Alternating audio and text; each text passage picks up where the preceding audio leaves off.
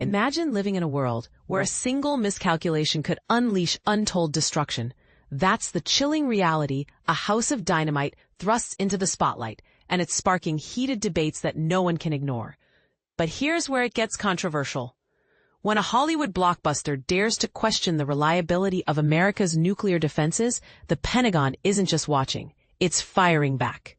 Dive in as director Kathryn Bigelow and screenwriter Noah Oppenheim share their unfiltered take on the uproar, and prepare to rethink everything you thought you knew about national security. Kathryn Bigelow is thrilled that her latest film, A House of Dynamite, is igniting widespread discussions. That's her first and genuinely excited reaction when The Hollywood Reporter inquired about Bloomberg's exposé revealing an internal Pentagon memo critiquing the movie's portrayal of the U.S. nuclear missile defense system. Drawing from Bigelow and Oppenheim's deep dive into research, including chats with top experts, the film illustrates in vivid detail how decision-makers have mere minutes, less than 30, from spotting a threat to mount a response. Though it's often not enough. The current system, as depicted, manages to intercept a nuclear missile only about half the time, likened in the movie to a coin toss gamble. Yet, according to Bloomberg, the Pentagon insists its defenses boast a flawless 100% success rate in tests spanning over a decade. This clash has already drawn rebuttals from respected voices like Tom Nichols from The Atlantic, who Bigelow and Oppenheim consulted for the project. Even officials such as U.S. Senator Edward J. Markey have publicly lauded the film for highlighting nuclear risks and getting the facts right, in their view. With A House of Dynamite dominating Netflix as the platform's top flick, racking up 22.1 million views in just 3 days, the Pentagon's pushback seems to have fueled even more chatter about the movie's accuracy and impact. Bigelow and Oppenheim aren't dodging the controversy, they're embracing it. In a candid chat with THR, they discuss the film's early triumphs, insights from the backlash against Bigelow's Oscar-winning Zero Dark 30, and their unwavering confidence in the story they've crafted. Let's jump straight in. Kathryn, what's your take on this Pentagon memo that Bloomberg uncovered? Kathryn Bigelow, it's fascinating. In an ideal scenario, art and culture could shape real-world policies. And if we're opening doors to talk about nuclear proliferation, that's absolutely exhilarating for me. How do you feel about the Pentagon internally addressing the film and disputing your representation of our missile defenses? Any thoughts on why they chose to speak up? Noah Oppenheim.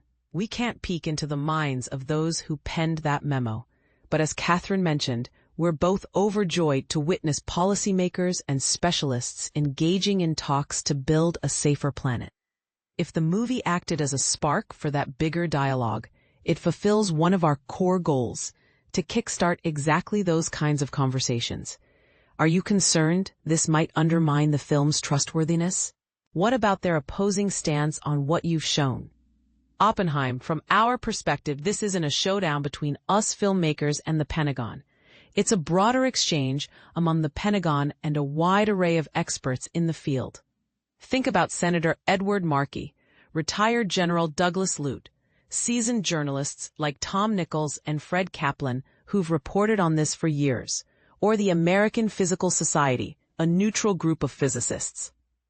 These voices are backing our portrayal, emphasizing that the U.S. missile defense system has significant flaws. On the flip side, the Pentagon claims it's 100% effective. We stand by the experts who shared that it's more like the coin toss we show in the film.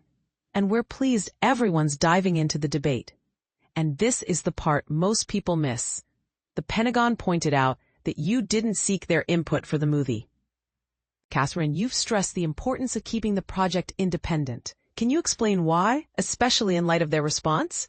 Bigelow, consulting with all the specialists we did was the smartest move. We had incredible technical advisors guiding us, and they were our guiding light. Oppenheim, as a former journalist, and with you in that world too, it's fair to say that people outside current government roles often speak more freely, offering a clearer, unbiased view without pushing a specific agenda. We relied on those who've recently worked in the Pentagon, intelligence agencies, or the White House, and we're confident in the truthful picture they painted. Kathryn, Your film Zero Dark 30 stirred up a storm of reactions from government folks and experts. Did you learn anything or gain wisdom from that experience on navigating the fallout from movies that tackle real-world issues so boldly? Bigelow, I simply present the facts as they are. This film is rooted in realism and authenticity, just like Zero Dark 30 and The Hurt Locker. Though The Hurt Locker was fictional, and this one is too. For me, these are stories that prioritize truthfulness. You're drawing viewers into inaccessible places, like the command center of STRATCOM, the U.S. Strategic Command responsible for nuclear operations. So you aim for genuine honesty. That's my mission, and I believe we nailed it. Beyond the expert endorsements you mentioned, Noah, what's the buzz been like from audiences as the film skyrockets on Netflix these past few days? Oppenheim. It's incredibly rewarding that those most knowledgeable about the topic say we've nailed the accuracy and reflected the reality they've studied for decades. Bigelow, honestly, the topic of nuclear weapons has been hushed for too long. In my view, we needed this discussion to bubble up. The movie has really hit a nerve since its release, holding the top spot on Netflix for days. Do you think its resonance comes partly from breaking that long silence you mentioned? Bigelow, absolutely. It confronts the fact that we're encircled by roughly 12,000 nuclear weapons existing in a highly volatile situation, hence the title, A House of Dynamite. The unimaginable scenarios demand our attention, and ideally, this could kick off talks about shrinking our nuclear arsenals. Oppenheim, Netflix's global platform, is powerful, enabling it to spark conversations worldwide. The sheer number of viewers in these initial days exceeds our dreams, and you're seeing dialogues about this issue not just in America, but globally, thanks to Netflix's reach. Drawing from my journalism days, friends and family from around the world are reaching out, noting how the film hooked them with its thrilling suspense and also made them ponder this vital policy matter for the first time in ages.